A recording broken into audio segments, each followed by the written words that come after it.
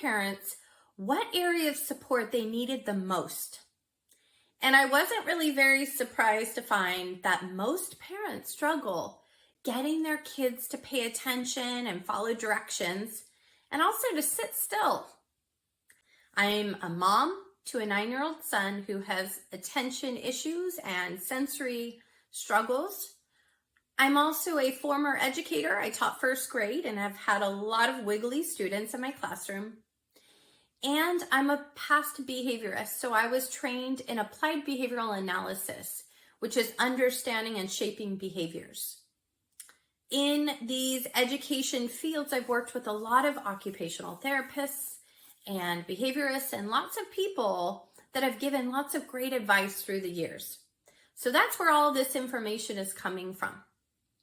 I'm going to give you some simple tips and tricks, and then I'm going to give you other ones that you need to think a little bit more deeply about. My first tip is don't fight it. Just go with it. As parents, we always want our kids to behave and to just stay in one place and listen to us.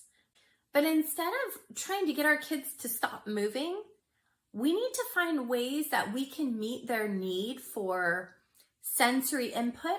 So for example, my son has sensory processing disorder, and so he needs to be able to shift his body so that he could feel where his body is at in space. Other kids, because of maybe even boredom, they need to kind of wake up their senses a little bit, enough to pay attention. If you think about it, we chew gum so that we can sit in a boring meeting and not fall asleep. Our kids need these things for their bodies too. While fidget toys could be great in the classroom or to bring with you, my son has a huge box of fidgets, they can be super distracting as well. So you don't want this in your classroom. You don't want your kid in the class or at home, anywhere, just kind of throwing it around. I mean, this is the reality of what a lot of teachers face when you send your kid to school with a sensory toy, hoping that it will regulate them.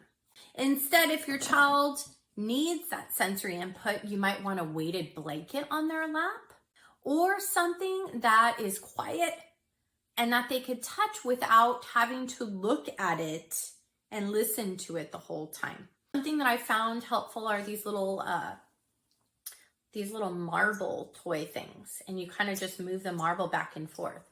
They can hold it, you can hold it on your lap, and your child can learn to just touch it instead of getting super distracted by it. To help your child sit down, this is kind of crazy to pull up. This is a wiggle seat. And when your child sits on it, they can kind of move side to side while they're sitting at their desk, at home, or in the classroom. And it helps them. They're moving their bodies, but it's actually very regulating. Another one would be chair bands. You can put the chair band at the bottom of their seat while they're doing their homework or sitting in class, and they could just kind of push their feet on it, and that helps your child regulate. It could be something they're sitting on with texture, like a little carpet that they could touch. So those are all ways to help your child feel good and get that input that they need, but to help them pay attention and stay in one spot. My second tip is to have age-appropriate expectations. So we often think our kids should sit for hours on end. Like, we can go out to a restaurant with our friends and bring our kids along. We're having our glass of wine and chatting over dinner, waiting for the meal to arrive. And we expect our kids to just sit there, but that's not very realistic. Even asking our kids to sit in the classroom for extended periods of time isn't natural for their little bodies. Child development experts say that a reasonable amount of time for our kids to be able to pay attention and sit still is about 2 to 3 minutes per 1 year of age. So if your child is 6 years old, let's see, we have to do the math there, about 2 to 3 minutes per year would be about, like, let's say 2 times 6, about 12 to 18 minutes-ish.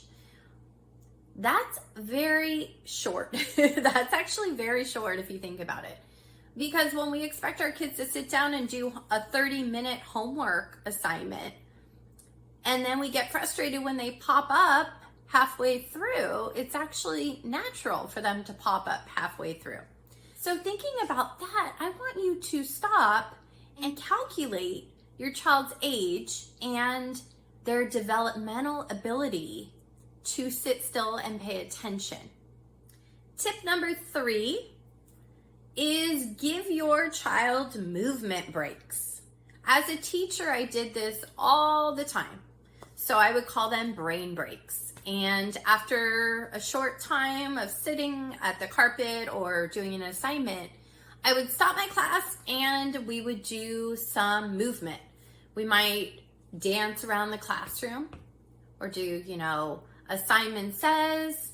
Go Noodle is an awesome site that a lot of teachers use, and I actually use it with my son at home too. My 4th tip is to really understand the cause of your child's difficulty paying attention or sitting still.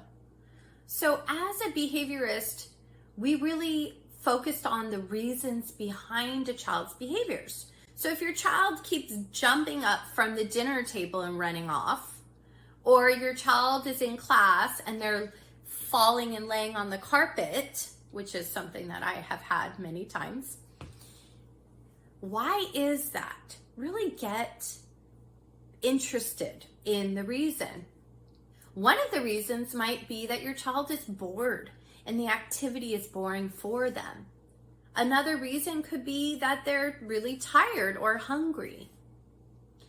One of the other reasons might be that your child is trying to escape the activity because it's boring or maybe it's too difficult for them to do. Now, there might be a deeper, medical underlying issue, such as ADHD, which is attention deficit hyperactivity disorder. My son has ADHD, so it's more challenging for him to focus for extended periods of time.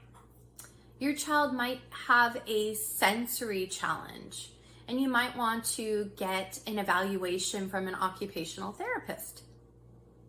If you're having concerns about your child's inability to sit still or to focus, and you see that they are having more difficulty than a lot of peers their age, I would highly recommend letting your pediatrician know and possibly getting your child evaluated. But sometimes it's not anything super serious. It's just that they're kids and we need to change our expectations. My 5th and final tip would be to make sure that your child is motivated. So if they are expected to sit down for a long time, you want to make sure that whatever they're doing is motivating.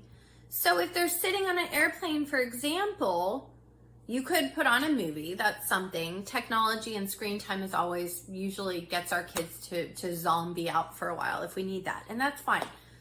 But if you don't want to do that all the time, you can do other things as well. They have lots of sensory type of activities like Play-Doh or something that's not as messy is those wiki sticks. They're like these sticky sticks, and you could bend them together and make things. They're perfect for airplane rides, restaurants. They're great for, long car rides. You can even engage your child in a fun activity while waiting at the restaurant. Something that works wonders for babies and toddlers is things like hiding objects under little paper cups. Cups are really awesome, actually. Other things that you can try are activity books, like coloring books or mazes, things like that. They even have so many mess-free ones these days. Playing with older kids, you could play tic-tac-toe at the table. Hopefully these tips were helpful for you. If you have any tips of your own, I'd love if you put them in the comment box below.